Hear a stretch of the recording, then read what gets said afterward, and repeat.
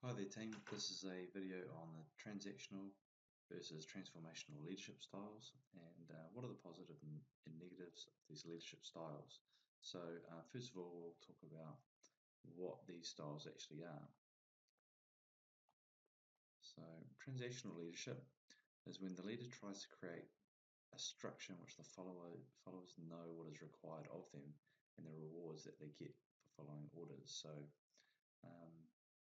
this moves on to those rewards encouraging the members to meet deadlines or targets, and the transaction comes when the target or goal is met, which is followed by a reward, or if the target is not met, perhaps a punishment. So it's a very simple way of leadership, setting targets and trying to get your team or your followers, workers in a business environment to try and meet those goals. Transformational leadership is a little bit more complex. It provides followers with an inspiring mission and a vision to give them some kind of identity. A quote from Burns in 1978, "Leaders and followers help each other to advance to a higher level of morale and motivation." And this transformational leadership style motivates through charisma, stimulates a follower, and provides individual support. Also encourages followers to challenge status quo and come up with ways to alter the ways that things are done for the betterment of the group. So this type of leadership style requires a leader to be quite charismatic, and there are four main elements of transactional leadership. The first is individualized consideration. This means that you need to know your team. You need to listen to their concerns and needs, and you need to celebrate individual contributions. So you really need to know your team.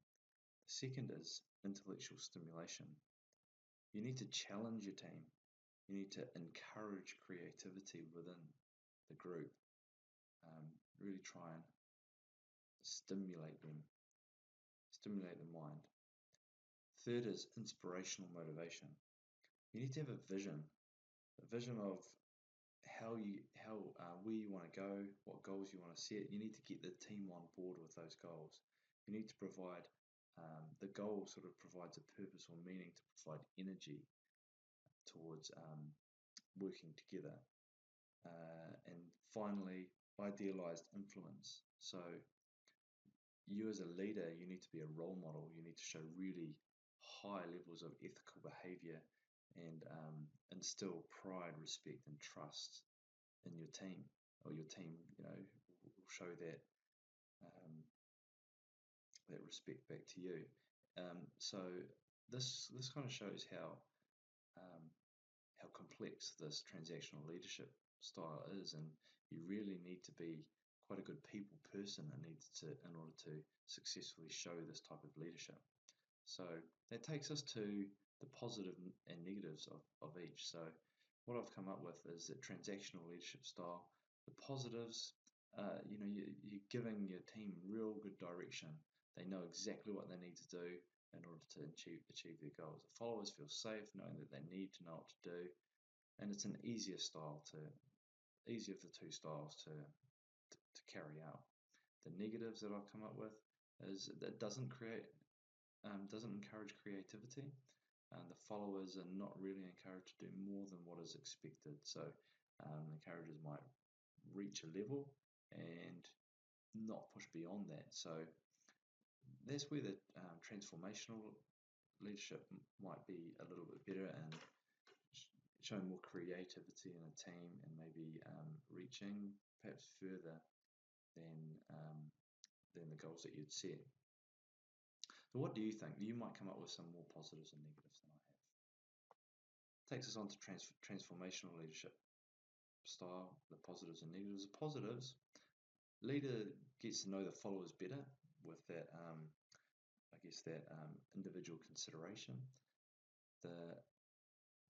This leadership style encourages workers and teams to think for themselves and try to improve the organization. So, the whole team is trying to improve the group rather than just the leader doing that. Team members feel valued because they've got a bit of an input into what's going on, and team members are more likely to push beyond what is expected. The negatives could be that not every person has the ability to be charismatic. If you go through those 4 parts of transformational leadership, it could be very, very difficult to inspire that motivation and be that perfect ethical person up in front of everyone. Not everyone has the ability to do that and do that well. So that's one negative, and you can't always apply this without the knowledge of how each individual works.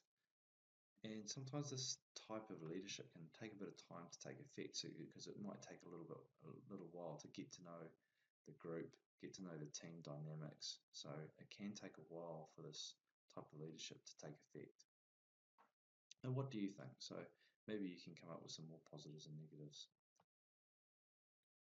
What do you need to do with this information? So you'll need to try and find a way of incorporating these leadership styles into your coaching sessions. It's really, really important that you really try and apply these, because you need to use them during your coaching sessions and evaluate their effectiveness once you've tried them.